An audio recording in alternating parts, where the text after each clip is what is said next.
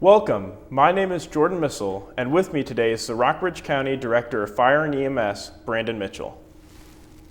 So, Mr. Mitchell, why did you decide to take the job as the director for Rockbridge County?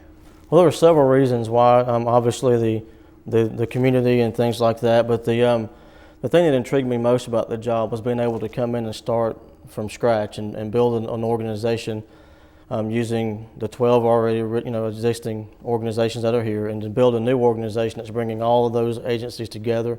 And being able to be the director of that system was something I found it was going to be a good challenge for me, and also help me grow in my career as a director.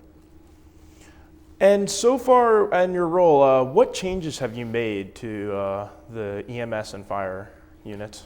The major change that we did was we have our first career staff in the history of the county in place now. We have 2 career ambulances that are responding from Glasgow and Fairfield. And then we've also done some things with the budget process to try to improve our accountability and things like that, and to also give the Board of Supervisors a very informed picture of what it really takes to keep these volunteer organizations going, so that they understand when we're asking for funding, we can actually show per line item what we're doing and where that money is going to.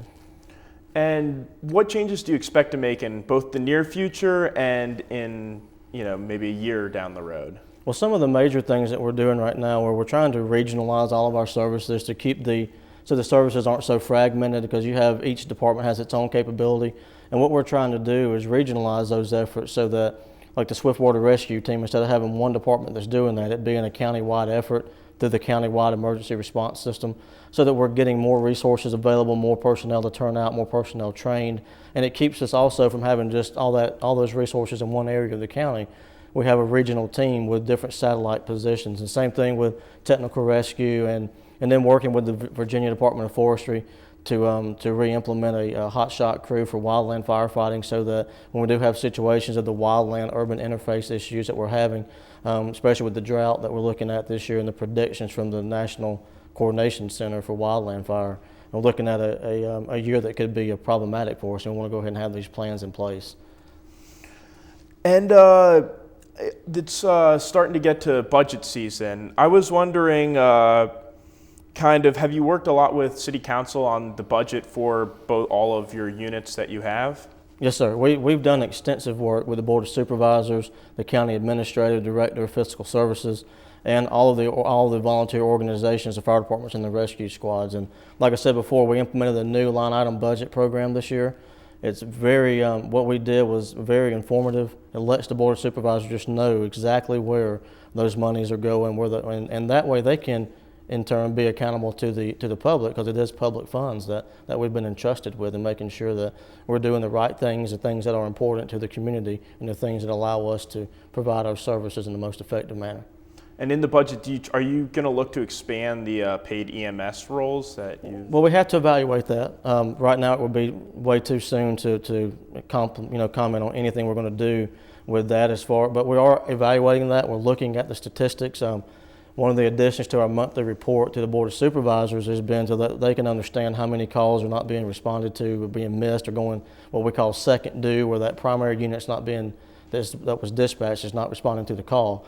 Last year last month in Fairfield, we actually had only one call that went second due, which is a great improvement over the previous month, and that's attributed to not only the career staffing being in place, but also with the career staffing there, it also gives the volunteers a more regimented time to be in the station, and therefore that's giving them a break, and so they can actually plan better for when they're going to be at the station and stand by and cover the apparatus.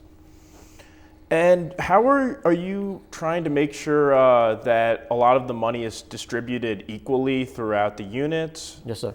What we basically do is the current system is that each organization gets a base allotment, and then you have what they call variable pay, which is depending upon how many calls that they actually respond to. And so that way, the busier calls obviously may have some more additional costs than the slower departments do. And I was wondering if you could just comment on, obviously this winter we saw a lot of snow. We had a big snowstorm in late February.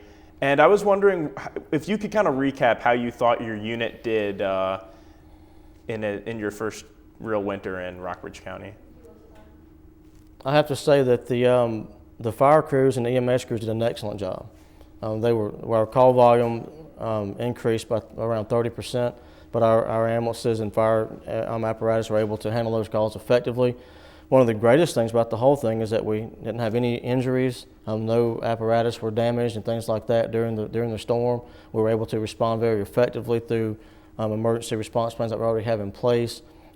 Actions that every time there's a snowstorm, there's different actions that we take as far as the slowing down, making sure the appropriate apparatus is responding. Sometimes it's not the best idea to take a fire truck out when you have snow on the ground if you can get that same objective completed with a smaller unit that's four-wheel drive and things like that, so that you're able to maneuver that piece of apparatus a little bit better.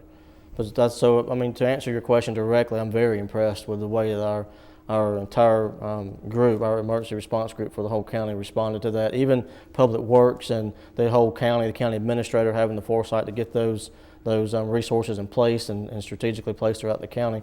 Those are things that are vital to the success of the overall system, not just the fire and emergency services. And I was wondering if you could speak a little bit about the forest fire that occurred last week. Sure. The fire started in Botetourt County, and it ended up burning a total of 1,774 acres. And we had 1,800 acres under what we call a fire line, and so basically with bulldozers and hand lines and things like that around the fire.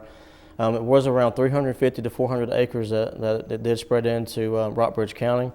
There were no structures damaged during that time. There were several that were prepped, what we call prepped, where we have a fire truck standing by and what we call a task force. We have a brush or type 6 engine, a brush unit, a structural engine, which is a normal fire truck you see, and then utility vehicles there and hand crews that are able, and a tanker with large amounts of water, so that if something does happen, we're able to effectively manage that as the fire was coming down on, near the houses and things like that.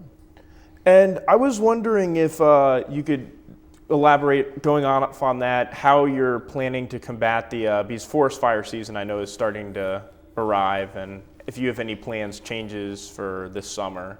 We do. We're working on now our community wildland protection program, and basically what that does is through Landfire USA we're able to do fuel modeling, and by doing that we're able to look at our target areas, and we look at our houses that are mixed into those target areas. Then we do what we call a risk hazard evaluation on those to give us an idea of what our threat and vulnerabilities are, and then we plan for that, and we put resources where they need to be during the height and when we have red flag weather days and things like that. And finally, how have you enjoyed working with the people in all of Rockbridge County, Lexington, Buena Vista? It's been excellent. They've been great to my family. My kids are involved in the school systems, playing sports here. I can't say enough for the way the community's treated my family and I, and I'm very grateful for that, and look forward to a long career here in Rockbridge County. All right. Well, Mr. Mitchell, thank you again for taking the time to talk. Yes, sir. And have a good one. Okay, thank you. Stay classy, Rockbridge County.